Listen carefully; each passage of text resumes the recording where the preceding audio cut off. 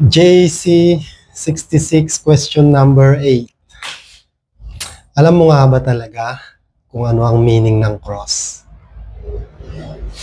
Sa tingin ko, 95% ng Pilipino or Christian sa buong mundo or sa buong Pilipinas man lang, hindi alam ang totoong kahulugan ng cross. Bakit kaya sa tingin ninyo? Mostly, may kasalanan dyan ng mga may hawak sa inyo. Sorry to say, pero mga pastors, leaders, teachers, mga elders, hindi na-equip, hindi na-equip or hindi siguro inalam kung ano talaga ang kahulugan, ano yung meaning ng cross. Ang cross minsan tinitignan natin sa paligid natin, nasa simbahan, minsan nasa tattoo, nasa damit, nasa cellphone, wallpaper. Pero kung tanungin nyo sila, ano nga ba talaga ang meaning niyan? Ano ang totoong kahulugan niyan?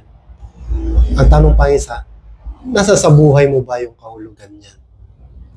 Kung hindi, malaking problema sa pananampalataya mo. Dahil kung tingin mo lang sa cross, palamuti, kapatid, kaibigan, hindi yan ang meaning ng cross. Pag sinabing cross, nung panahon ni Jesus, nung panahon ng mga apostles, surely yan, sigurado, ultimately death ang ibig sabihin niya. Pag sinabing iko-crucified ka, pag sinabing cross, dahan-dahan kang papatayin. Dahan-dahan mong mararamdaman yung sakit hanggang mawala yung hininga mo. At yan yung pinagdaanan ng Jesus Christ. Bago siya krinos, dami niyang pinagdaanan muna.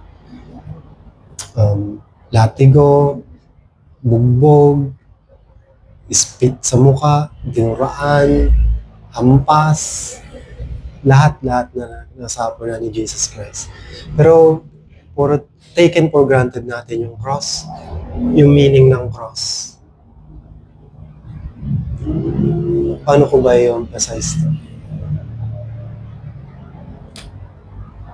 Kung wala yung cross, tingin ko, yung kasalanan mo, kasalanan ko, kasalanan ng lahat ng sanlibutan, hindi mababayaran.